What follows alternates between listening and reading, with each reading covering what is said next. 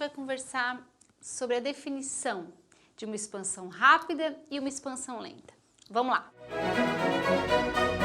Esse é um assunto que eu gosto muito, porque foi aí e foi por esse motivo que começou a minha historinha aí com a expansão, o meu caso de amor aí com a ortodontia e com a expansão maxilar. Foi por esse motivo, por buscar essas perguntas, que eu acabei fazendo mestrado e me direcionando também para a vida acadêmica, tá?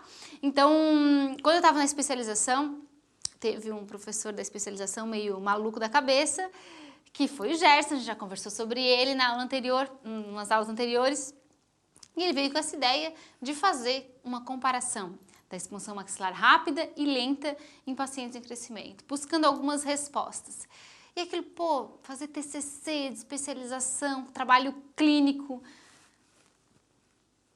puxa, dificílimo pra caramba, mas o nosso curso era de 2 anos e meio, e eu vivia naquela universidade, vivia só para isso praticamente, então isso fez com que eu tivesse tempo ou disponibilidade de me envolver nesse trabalho, nesse projeto. E assim começou, e assim foi. E a gente fez um trabalho buscando essa comparação da rápida e lenta. No final do meu TCC, para resumir a historinha para vocês, eu cheguei com 5 pacientes que tinham feito expansão. Catástrofe, desastre total, porque com 5 pacientes eu não conseguia chegar a conclusão nenhuma.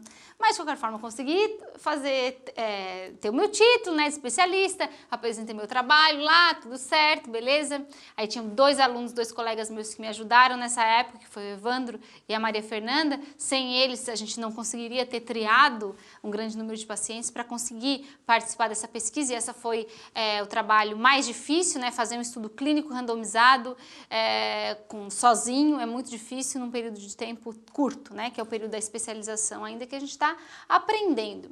E o desafio lançado foi comparar na dentição mista o mesmo aparelho expansor, que era o aparelho expansor tipo RAS, dentro do muco suportado, e acompanhar avaliar através de tomografia computadorizada, o antes e o depois, numa expansão lenta e numa expansão rápida.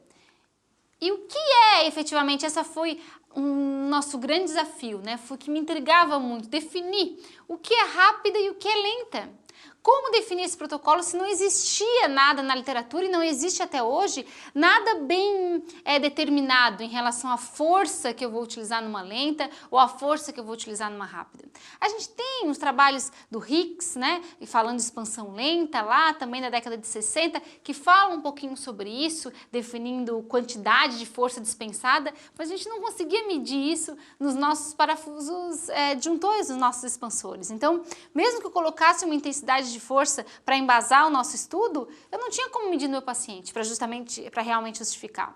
E aí a gente tem algumas outras definições do Profit, falando que expansão lenta com parafuso é até meio milímetro de expansão por semana, e aí a gente, então vamos fazer ativação de 2 quartos de volta por semana. E a gente fazia no grupo da lenta 1 quarto na terça de ativação e 1 quarto na sexta. Então a gente ativava 2 vezes no decorrer da semana. E na rápida, a gente ativava o protocolo do RAS, preconizado por RAS. Era todos os pacientes de dentição mista, e a gente ativava 1 quarto de manhã e 1 quarto à noite.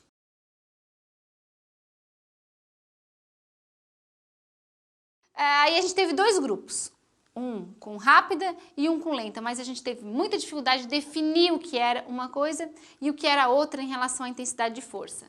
Até porque quando a gente fala de expansão maxilar rápida, a gente busca uma força constante para ter mínimo movimento dentário e máximo movimento ortopédico. Eu quero que o dente movimente o mínimo possível e que eu tenha um efeito máximo.